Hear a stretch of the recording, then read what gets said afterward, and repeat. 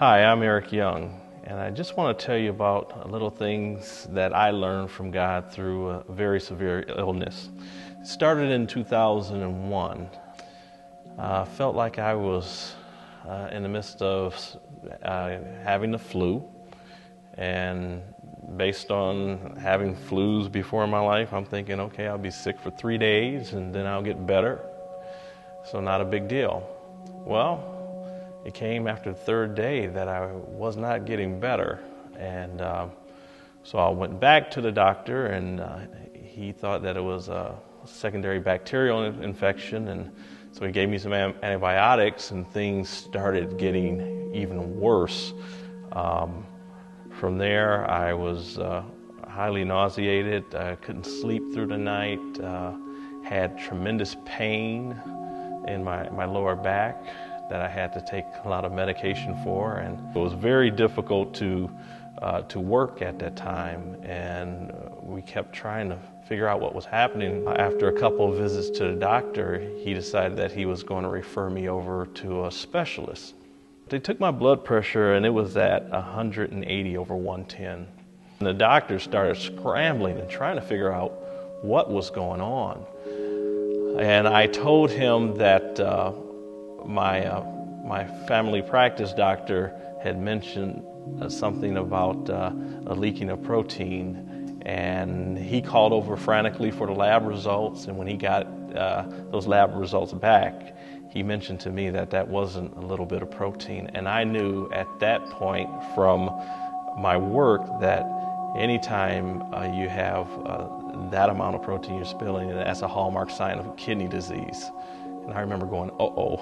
And he said to me very sternly that if things don't get better, he's going to put me in the hospital that night. So all of a sudden, having a suspicion that things were going wrong they are really going bad at that point. And of course, a lot of fear set in at that point as well. Well, after taking a battery of medication and things still not getting better and experiencing a lot of side effects from the medication, they decided that it was another disease. The name of the disease is focal segmental glomerular sclerosis. And for that, they started to send me up to Mayo. But all this time, there was a lot of fear that was going on. And interestingly enough, I slowly started to get better, but I still wasn't out of the wood. Now, second came a trial within a trial, which I see now as God really using it to teach me a lot. I was playing some weekend football and injured my shoulder. And so that required an MRI.